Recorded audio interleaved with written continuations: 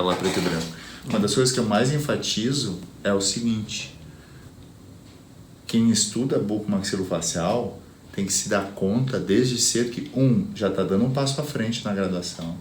2, essa aproximação de áreas da medicina não é problema, ou seja, tu não precisa deixar de ser um bom dentista para fazer bucomaxilofacial e se aproximar da medicina, que isso é uma coisa natural. Outra coisa que eu gravei um vídeo para falar nisso: quem estuda bucomaxilofacial já trabalha com a harmonização do sorriso com o rosto há décadas. Sim. E isso é uma... Nossa, não tem nada de novidade. Na verdade, se colocou isso como algo inovador, algo que veio modificar nos últimos anos, mas a odontologia, principalmente a área da bucomaxilo, mesmo a prótese, a orto, sempre olhou para a face. Essa questão que está se tendo aí, dessa novidade de olhar além da boca, isso nunca foi novidade na odontologia.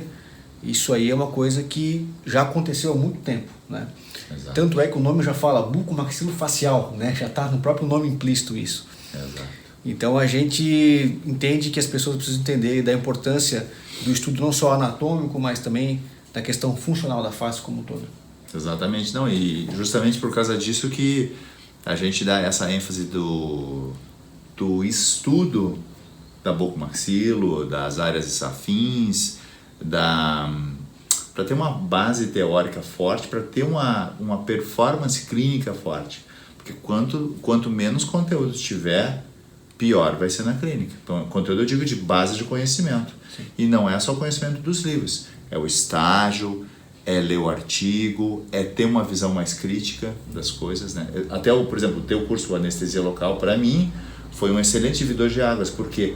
Porque quando eu estudei há 24 anos atrás, eu fui monitor de anestésio e tal, e aí depois, quando eu fiz o teu curso, eu tinha uma ideia que ela foi, vamos dizer, virada de cabeça para baixo, sacudida, e a gente começou a trabalhar. Por quê? Porque daí a gente pega uma base de conhecimento que ela tem uma comprovação científica muito mais forte, e não só é uma opinião de um professor, que é o artigo. Sim. Por exemplo, aqueles 6% de casos de bloqueio do alveolar inferior que não dão certo, por exemplo, por causa de anastomose com ramos do nervo facial.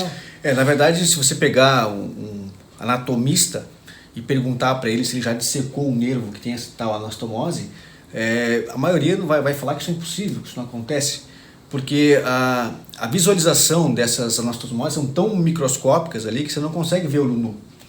E isso não está explícito no livro de anestesia local, mas é uma experimentação de quem está lá no dia a dia que às vezes falha. Você aplicou o anestésico com a técnica correta, você apalpou a borda anterior do ramo, colocou a tua seringa a nível da comissura, introduziu até tocar o osso, recuou 1 milímetro, está tudo perfeito. Aí você injeta e a anestesia acontece parcialmente. Então tem que ter uma explicação para isso, né? Isso não é azar, isso é anatomia. Então por isso que é importante não ficar só nos livros, mas sim buscar a literatura que vai evoluindo. Cada vez mais a gente vai identificando outras coisas que até então não se sabia. Isso que é importante.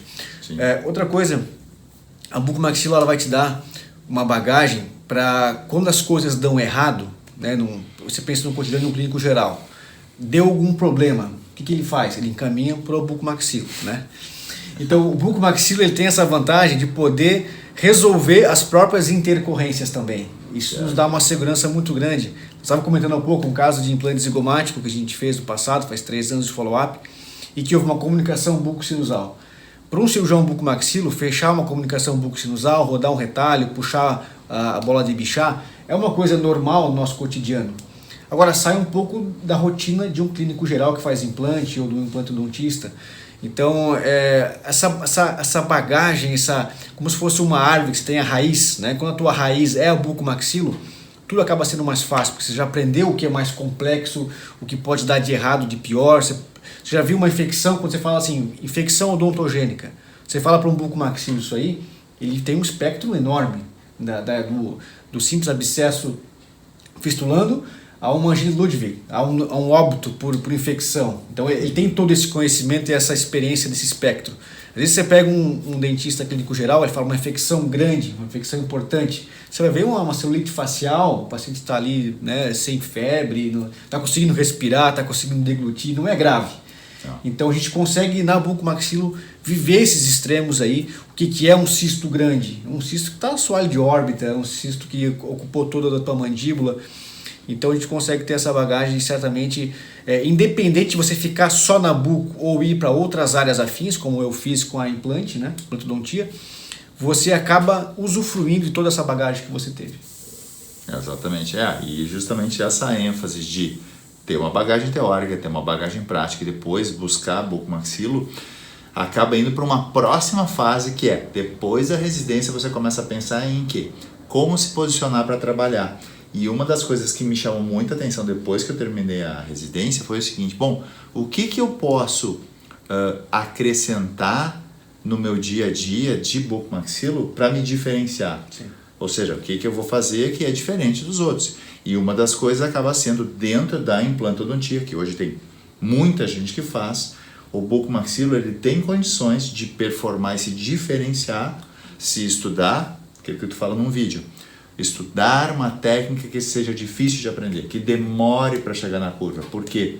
Porque daí você vai ser um dos poucos que trabalha dentro daquela linha. Aí entra cirurgia avançada de implantes, implantes para recuperação de arcos totais, por exemplo, padrão Alan Fora, o zigomático. E isso é uma das coisas de projetos em andamento que está fazendo, né? Você tem que pensar que dentro da bucomaxilo você tem várias sub-áreas. Talvez todas as áreas da odonto, a bucomaxilo é que tem as sub-áreas mais definidas. São mundos bem distintos, né? Você vai para o trauma, é um mundo. Você vai para o ortognática, outro mundo. Para a ATM, é outro mundo. Você vai para a enxertia óssea, para o implante dentário, para a patologia, para a própria oral menor.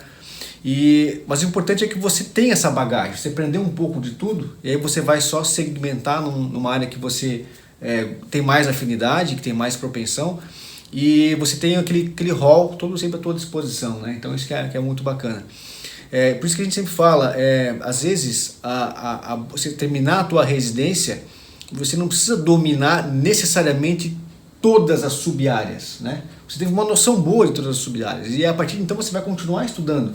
Por isso que o estudo nunca acaba. Você tem que ser um lifelong learning, né? Você está sempre estudando, sempre aprendendo.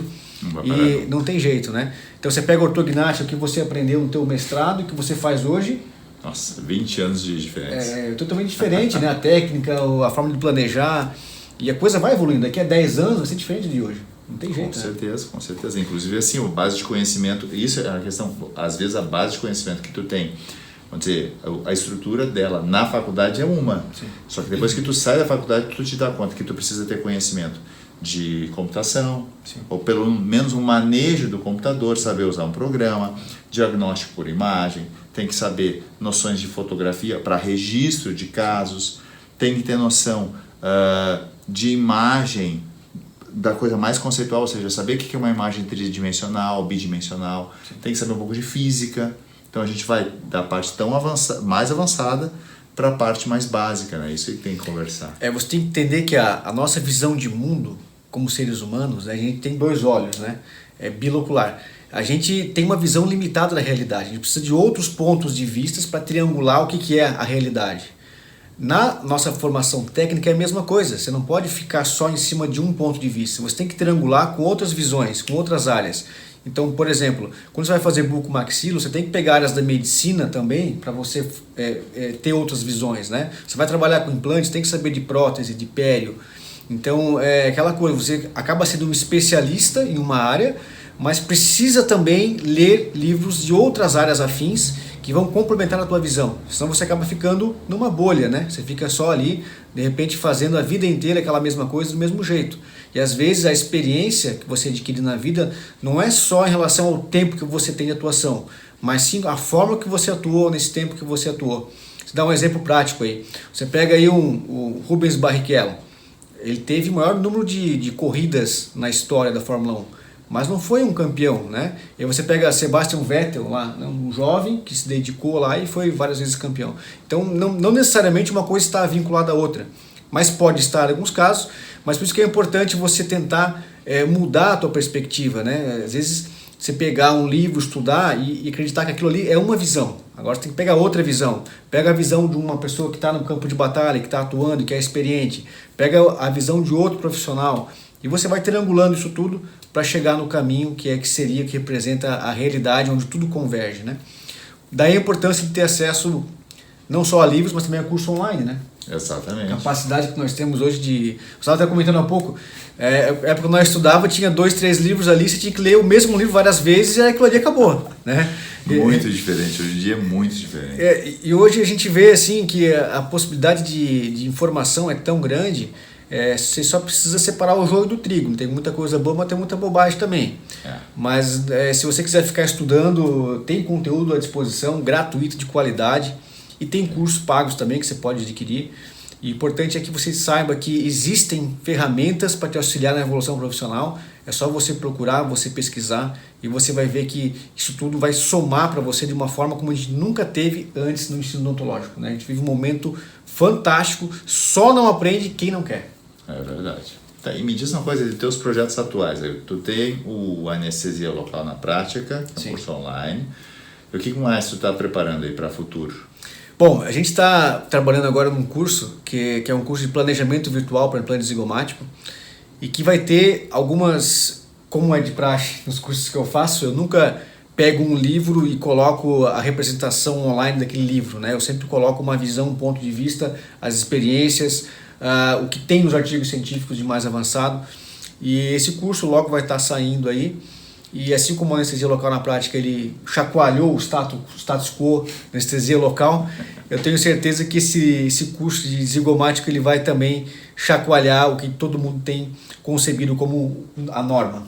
Ótimo. Então a gente está trabalhando em foco, a gente sabe que às vezes tu também faz curso online, sabe como é que é, tem consultório, tem família, e às vezes precisa focar em alguma coisa. Então a gente diminui um pouco a produção de conteúdo em alguns momentos para focar num outro conteúdo, mas que a gente sabe que esse investimento de tempo e energia e atenção, ele acaba sempre trazendo algo de benefício para todo mundo que almeja a evolução profissional. Maravilha, vamos acompanhar. E uma coisa que eu não tive chance ainda de ouvir de ti, como é que tu se transformou em bucomaxilo? Tu fez estágio com bucomaxilo, foi por quê? Então, eu comecei na graduação como monitor de anestesiologia, depois monitor de cirurgia.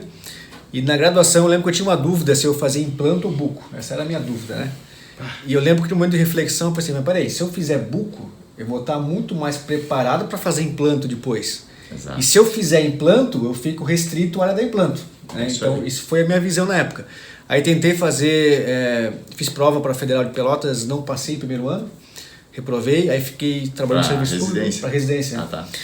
Aí fiquei em Salete, trabalhando no serviço público e também estudando bastante, diariamente, lendo e relendo os mesmos livros, não tinha muita solução, eram os mesmos livros, né? Na época eu lia muito do Peterson, tinha do Prado, aquele de infecção do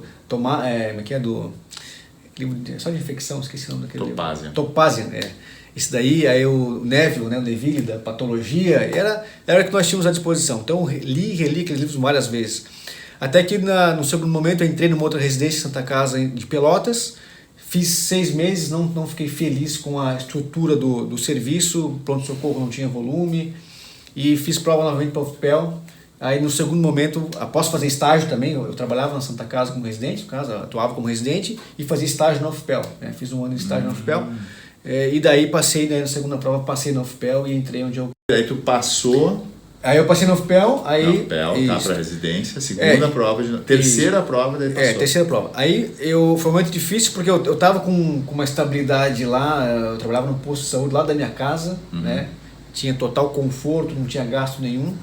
Nesse momento encontrei minha atual esposa, fiquei noivo e tive que tomar uma decisão difícil, né? De largar tudo, largar ela, inclusive, 2 anos e meio, para morar em Pelotas, e ela continuou em Salete. Salete é Santa Catarina? Santa Catarina. E foi uma decisão difícil, mas a decisão que eu levei em consideração na época foi, peraí, se eu não fizer isso agora, que eu não tenho filhos, né, que eu sou sozinho basicamente, né, vou fazer isso quando? Prefiro me arrepender de ter feito do que de não ter feito. Aí a gente conversou, lembro até hoje, saí de casa, a mãe chorando, a esposa chorando, mas fui. Juntamente com um colega que também foi fazer comigo. E eu não me arrependo de nada que eu fiz, faria tudo novamente. E foi uma das melhores coisas que eu fiz na minha vida, aprendizado, a evolução profissional que eu tive, pessoal também, foi incrível nesse meio tempo. E a experiência que a gente adquire, a gente leva para a vida toda, né? Então, a partir do término da bucomaxilo, eu já comecei um mestrado na área de implante. E foi engraçado que eu terminei a bucomaxilo, defendi a dissertação, no caso a monografia, né? Numa sexta-feira, e no sábado já peguei o voo para Bauru para fazer o primeiro módulo do mestrado, né? Então foi uma época difícil financeiramente falando, né? Já começar com mais um curso, começar com um consultório local, aí montei o consultório em Itaió, consultório locado, tudo locado, financei equipamento. Teve uma época que eu desci de um voo, fui direto para o hospital com dor no peito. Angina. Não eram espasmos do músculo intercostal. Eu tava simulando uma dor cardíaca. Nossa. Mas era somatizações de um estresse, né? De excesso de carga ali. Mas enfim, é uma fase que a gente atravessa e depois a gente vê que todo o esforço vale a pena, né? Mas enfim, hoje estamos aí focado na área de reabilitação totais com carga imediata, técnica Alford, implante zigomático. Faço ainda alguma coisa de bucomaxilo, mas a minha carreira ela tem voltado mais agora para a área de implante, que foi muito fácil fazer o switch, porque a bucomaxilo me deu a bagagem, a gente operava questão de fratura de zigomático, acesso subtarsal, então a gente conhece, a gente domina a área da região zigomática. O bucomaxilo, tratar com o zigoma é o dia a dia dele. Sim. Então isso deu a cancha, a bagagem, que talvez o implantodontista às vezes não tem para começar a fazer a cirurgia de implante zigomático e também trabalhar com as complicações que podem acontecer de um caso como esse.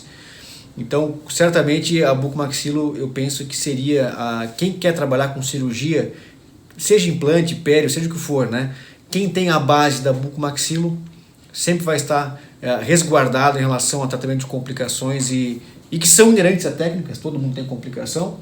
Você tem aqueles que assumem e falam que pode acontecer e você tem aqueles que omitem, né? A gente que faz, a gente sabe que pode acontecer. Tem pessoas que fazem implante e nunca perdem implante. Faz terceiro molar, nunca tem alveolite, nunca tem infecção, né? Não tem deiscência. Não tem deiscência, só nós que temos, né? Não tem parestesia. Exatamente.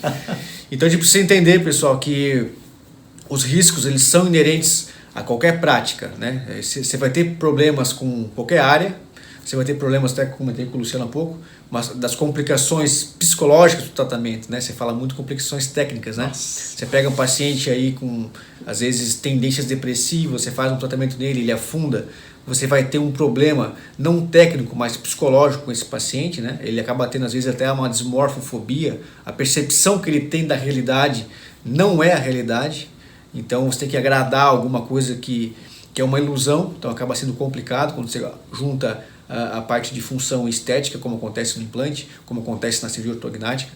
Então são essas dificuldades da vida, que a vida vai te apresentando e você vai aprendendo, você vai evoluindo, né? Mas cada dificuldade é uma evolução, então não há um grande caminho sem você aceitar e trabalhar que mais cedo ou mais tarde você vai ter algumas dificuldades, você vai ter que superar essas dificuldades e com esse crescimento é que faz você evoluir, não só como profissional, mas também como ser humano. É isso aí, mano. É isso aí? Maravilha. Tamo junto aí, obrigado aí pelo tempo. Imagina. Tamo junto aí.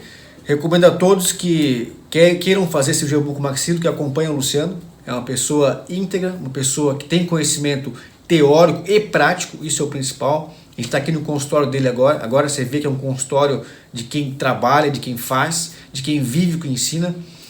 Todos os livros clássicos e contemporâneos ele tem aqui na biblioteca dele.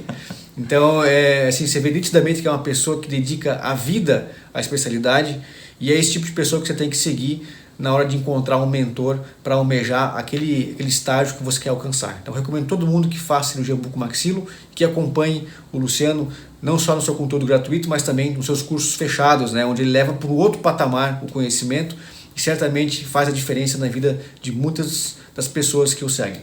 Beleza? Igualmente. Valeu, um abraço. Tamo junto, cara. Um abraço, obrigado, Fernando. Tchau, tchau. Então, pessoal, eu espero que você tenha gostado desse vídeo.